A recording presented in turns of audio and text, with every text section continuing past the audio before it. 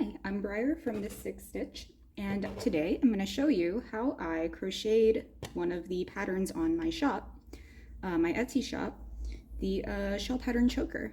It just launched a few days ago, and I'm excited to show you guys how I made it.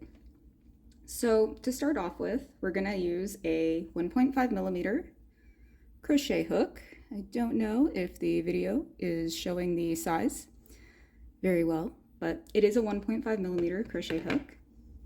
We're also going to need number 1 finger weight yarn in any color of your choice. I can't remember the brand I'm using right now, but it doesn't matter. As long as it's number 1 finger weight yarn, it should be okay.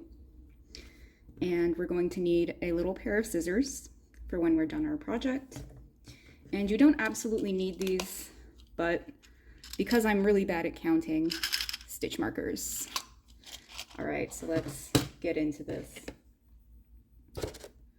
So this is a very simple pattern. I know a lot of beginners would probably look at this pattern and get really intimidated because there's shell stitches and they look very complicated, but in fact they are not. If you know how to do a chain stitch and a treble crochet stitch, then you already know how to make a chain stitch, or a shell stitch, sorry. And I'm going to show you how I do that. So to start off this choker, we're going to make a slip knot and we're going to chain 96. So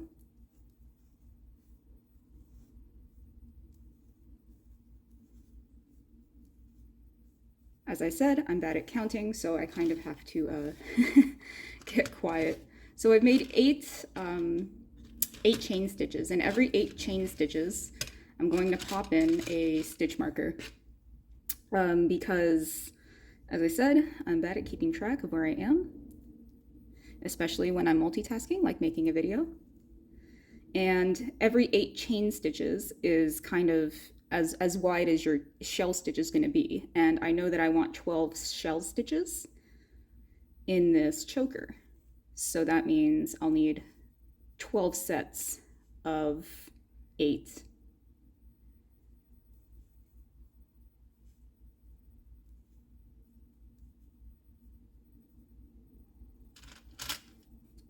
Now, because chokers are designed to go around your neck, and everybody has a different size neck. Some people have wide necks, some people have narrow necks, some people have long necks, short necks, all kinds of different sizes of neck.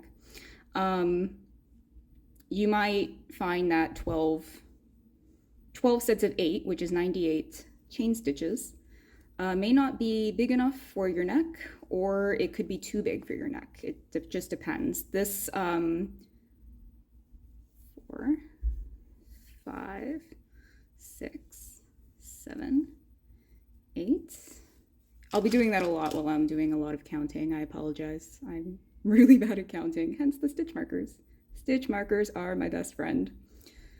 So, as I was saying, you're going to need at least 12 usually. 12 is what fits my neck, and that's why I came up with 96 stitches. If you find that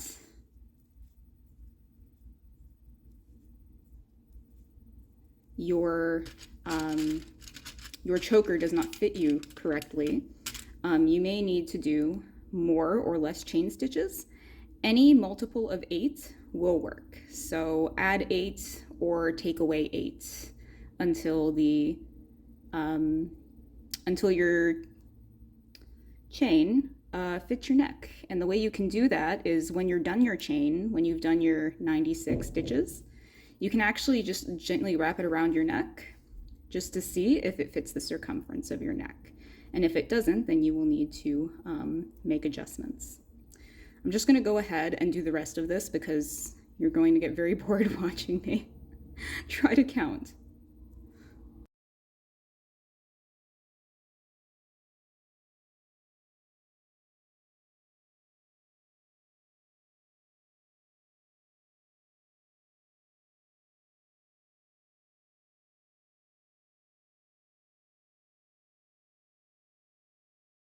Okay, so I have my chain stitch. I've got my chain and I've got 12 on the chain. So that should be enough for me to start my choker that will fit me. And again, if it doesn't fit you, test it. And if it doesn't, either add 8 stitches or remove 8 stitches until you have something that fits the circumference of your neck. Now I don't need these these stitch markers anymore, so I'm going to put them to the side. And before we continue, I just want to make a note here that if you hear small babies screaming in the background, they are not my babies. They are my neighbor's babies. I live very close to them. And yeah, I can't do anything about my neighbor's kids screaming, so sorry about that. Moving on. So what we're going to do is we're going to start with a treble crochet. And if you don't know, I'm going to do this again, just so you know. A treble crochet starts with you wrapping your yarn around your hook twice, and then you insert your hook into the stitch that you want to make a treble crochet in. Now, because we're doing a shell stitch, we're going to skip a few stitches. So this is 1 stitch, 2 stitch, 3 stitch, and we want to put our hook in the 4th stitch. So we're going to do this. And you pull up a loop like you would with any other stitch, and you're going to pull through the first 2 loops on your hook, and then you're going to yarn over again, pull through the next 2 loops, yarn over again, and pull through the last 2 loops. And there you have a treble crochet. And so we're going to do that 3 more times in the same stitch to make a shell stitch. Or we're going to do that 2 more times, sorry. We're going to make 3 treble crochets in the same stitch. Now for this choker, you want your tension to be fairly loose. I just feel like if your tension is kind of a bit looser with this pattern, that your shell stitches are going to look a lot more defined, and you're going to be able to see the spaces a lot more in between your treble crochets, which is what creates that beautiful clamshell design. So you really want to make sure that you're not crocheting too tight. Now after your 3 treble crochets, you make 1 chain stitch that I've just made there. You should be a pro at chain stitches now after making the foundation chain.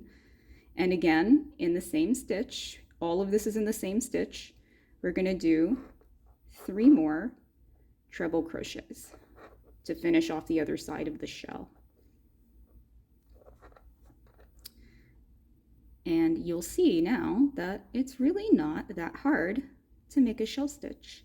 And it's super pretty, and you can create all kinds of really beautiful scallop designs at the edge of your pieces. You can also work it into your main design. I have a shell patterned shawl that I made. It wasn't my pattern. I think it was a free one on the Yarnspirations website, but that's where I actually learned how to make this pattern, this type of stitch. And I loved it, and I started using it in my own designs. So now that we technically have a full shell stitch here. As you can see, it creates this beautiful shell. But we need to anchor it somewhere, otherwise it's just going to be, you know, out in the middle of nowhere. So this is where my stitch markers come in handy, because I know for sure that this stitch marker is where I want to put my slip stitch, and that just anchors your shell stitch so that it sits nicely on your chain. See, so pretty. And we're actually just gonna repeat this as many times as we need to get to the end of our chain. So I will probably end up speeding up this video because it's going to be very repetitive, because it's the same shell design for each set of 8. So every time you start a new shell stitch, or you anchor your shell stitch, you skip 3 stitches and you put your hook into the 4th stitch. So in total, you'll have a shell stitch that spans across 8 stitches. or 8 stitches of your foundation chain. And I will just keep on keeping on so you can see what it looks like when we get to the edging portion, the other side of the chain, where we kind of finish off the finishing touches of this choker.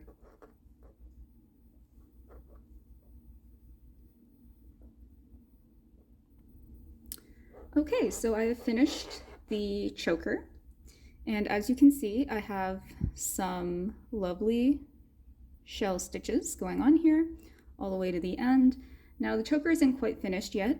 There is a third row, so the first row would be, for this pattern, the first row is the foundation chain. I know a lot of patterns don't include the foundation chain as a row, but this pattern does. So row 1 would be the foundation chain, and then row 2 would be this row of shell stitches we just made. So we're actually starting row 3 now, and row 3 is actually a lot easier than row 2, the shell stitches, because row 3 is actually just a bunch of chain stitches and slip stitches, and it's going to create a really nice little kind of a lacy edge to the top part of your choker. So we're going to start with 3 chains, and we're going to skip 1 stitch. It can be a little hard to know, right? Because this is your, see that? That is my my initial knot that I made, my slip knot. So I actually want to skip that because that's not actually a stitch. So we're going to skip 1 stitch, and we're going to work in the other end of the foundation chain. So that means we're only putting our hook through 1 loop, because it's the remaining loop that we have here. And of course, once I'm filming again, I don't want to, or my hook and yarn don't want to cooperate with me. Just gonna redo my tension a little bit here. There we go. That should help. So we're just going to do a slip stitch into that other side of the foundation chain. And it's a little hard to see right now because I've only done 1, but there's a little bit of a bump there, which is actually what we want. And you'll see as we go down the chain that it's creating quite a pretty little effect.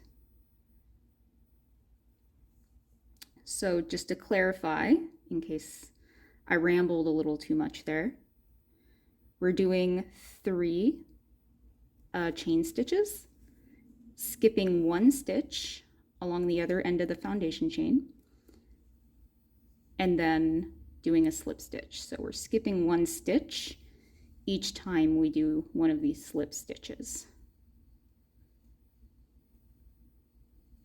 My tension could be a little looser. I tend to crochet tight because my favorite thing to make is amigurumi. And when you're making amigurumi, you're actually using a smaller hook size than what the yarn intends to get smaller stitches. And you're also crocheting with fairly tight tension, which is not typical of crochet. Usually your tension should be looser, but amigurumi is kind of an exception. So when I make other stuff that isn't amigurumi, I sometimes have to remind myself to loosen my grip. Tension rings can help. I do use them sometimes, especially with yarn that is kind of like scratchy, because I find I get yarn burn on my fingers, and tension rings help with that. So I'm just going to go ahead. As you can see, I've done enough for you to kind of see what's going on here. It's creating this really nice little ribbing effect. I don't know if it's actually called ribbing, but a really nice little lacy border to the end of your choker. And I'm just going to go ahead and skip to the end, and I'll show you what the finished product looks like. Okay, so I have just finished my choker, and as you can see, there's this really nice little little border on the end. It makes the choker look a little bit more visually interesting and just looks nicer. It looks more finished with this tiny little lace border on the top of your choker. Now, the choker is pretty much done, so we are going to fasten this off now. And one thing to note about this choker is you want to fasten off with a fairly long tail on both sides. And as you can see, like my starting tail is rather long, right? It's not overly short, which is what you want for this pattern, because I have designed this pattern to not need any weaving in of ends, which is another thing I really like about this design. You don't have to sew anything together. You don't have to weave in any ends. It's pretty much just a straight crochet project. You just crochet and that's it. And the reason why you don't need to weave in your ends is because the ends are incorporated into the design rather than using some kind of clasp or piece of jewelry to fasten this around your neck. You actually just use the yarn tails to just tie this around your neck. And because it's a choker, it should fit, it shouldn't be tight, but it should be snug. It should lay against your neck, nicely. It shouldn't be hanging like a necklace. And you actually just use these to tie it around your neck. So the yarn tails are the choker clasps. And you could certainly, if you wanted to, you could absolutely weave these in and put, a clasp on it for extra security. But I really like to design things that are easy and don't require too many materials other than just yarn. Because as a crocheter, I always have yarn on hand for new projects, but I don't always have other crafty materials like, jewelry bits and beads and whatever else, felt, whatever else is often used in crochet projects. And that can be disappointing sometimes when I see a pattern I really like, but I have to go out and buy a bunch more materials.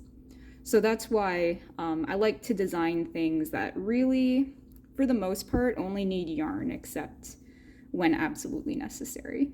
So there you go. This pattern is available in my Etsy shop, and I'll link the description down below. It's available for purchase. Normally it's $5 Canadian, but right now it's actually on sale. It's on sale for Mother's Day, which is May 12th here in Canada, and I think in the US too. Don't quote me on that, but I'm pretty sure we have the same Mother's and Father's Days. And yeah, it'll be on sale for 25% off until May 12th, 2024. So if you want this lovely pattern in written form with really nice detailed pictures and detailed instructions, you can find it in my Etsy shop, and I'll link the link below. So thank you so much for watching, and I would really appreciate it if you subscribe to my channel, gave it a like, just help the algorithm introduce me to more crocheters. And I'll see you in another video.